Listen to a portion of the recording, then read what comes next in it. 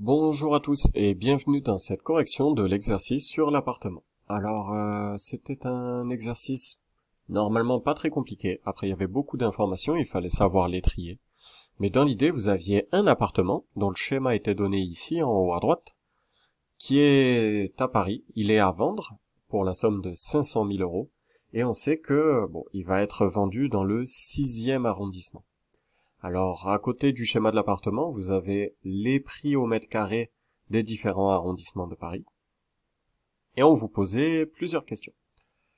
Alors, la toute première question, c'était tout simplement, quel est le prix de vente affiché de l'appartement? Alors, pour cette question, si vous n'aviez pas trouvé, franchement, je ne sais pas quoi vous dire, parce qu'il suffisait tout simplement de lire l'énoncé.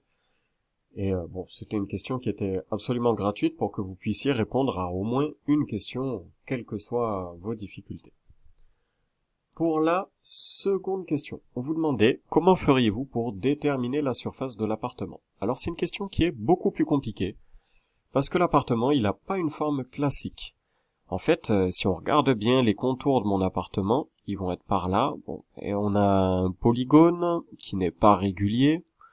On sait pas trop ce que c'est, et du coup, si on veut pouvoir calculer effectivement sa surface, il va falloir le diviser. Alors, il y a plusieurs divisions possibles. Je vais vous en présenter deux.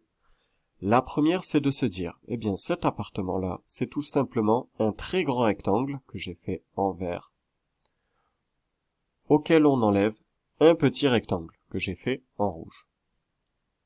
Donc, il nous resterait, pour calculer sa surface, à calculer l'aire du grand rectangle vert qui est dessiné ici, et à enlever tout simplement le petit rectangle rouge. On voit bien que si je fais mon rectangle vert moins le rectangle rouge, il me reste cette forme-là.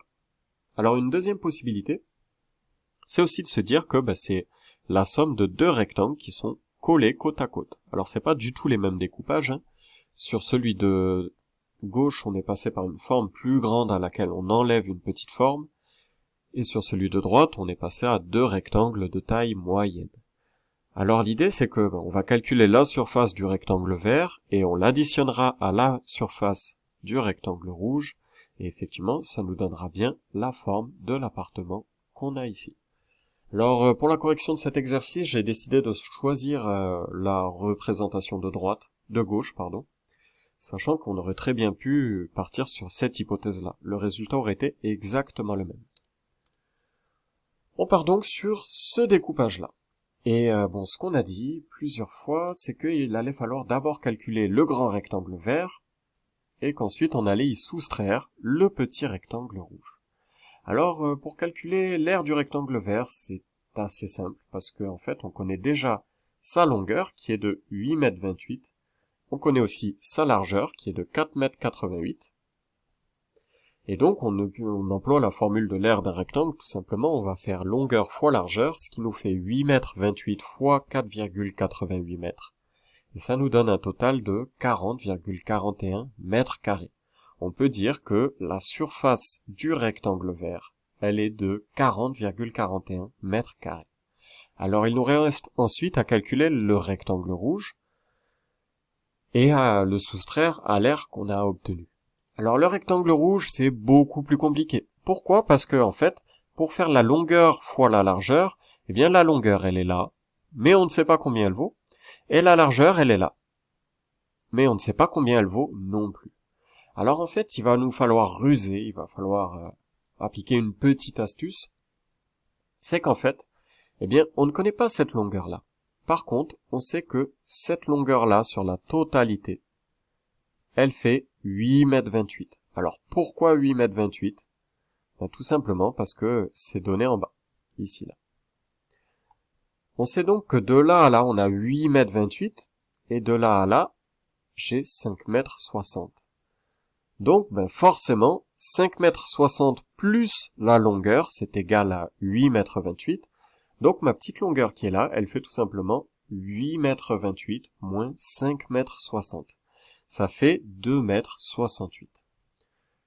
La longueur de mon rectangle rouge, c'est donc 2,68 m.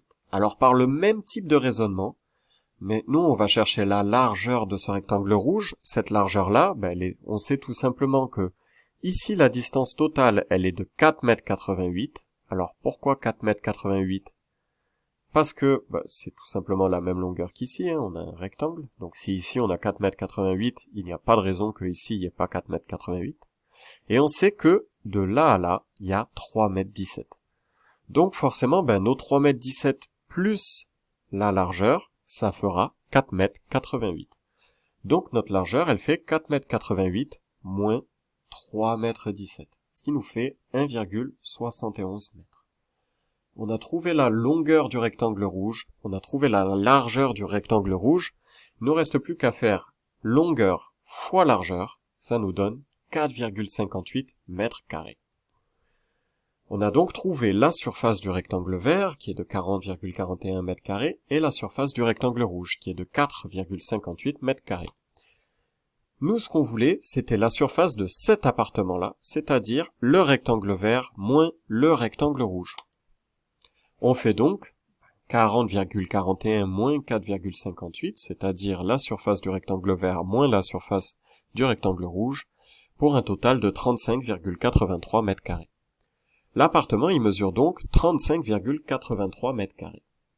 Alors on vous disait qu'il était vendu dans le 6e arrondissement de Paris. Dans le 6e arrondissement, 1 mètre carré, ça coûte 11 619 €.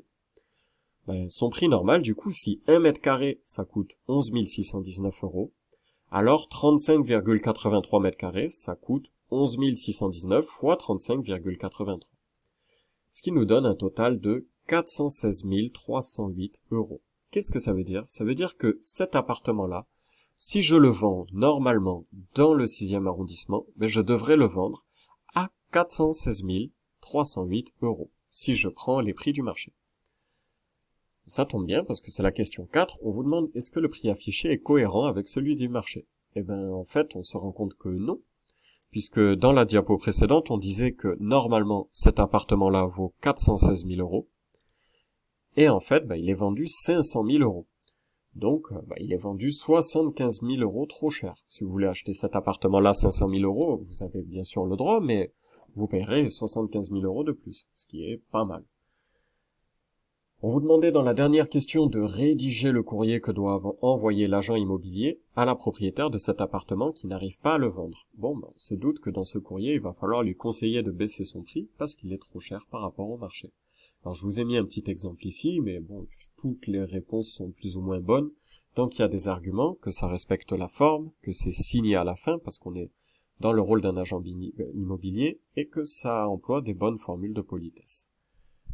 C'est tout pour cet exercice-là. Alors, un dernier petit détail. La complexité de l'exercice, c'est qu'en fait, il y avait beaucoup d'informations, mais il y en avait notamment 2 qui ne servaient à rien. C'est le cas de ce 3,29 m, dont on ne s'est pas du tout servi pour l'exercice, et de ce 2,63 m, dont on ne s'est pas du tout servi non plus. Alors c'était pour vous apprendre aussi à trier les informations et à repérer ce dont on avait besoin. Il va falloir s'habituer, car les exercices, plus le niveau va augmenter, plus ils contiendront des informations qui ne servent à rien, parce que les problèmes dans la vraie vie qui ont trait aux mathématiques sont pleins d'informations qui servent à rien. Il faut savoir tout simplement les trier et pas se perdre sur là où on va. Je vous remercie d'avoir suivi les vidéos et je vous souhaite bon courage pour la suite des exercices. Au revoir.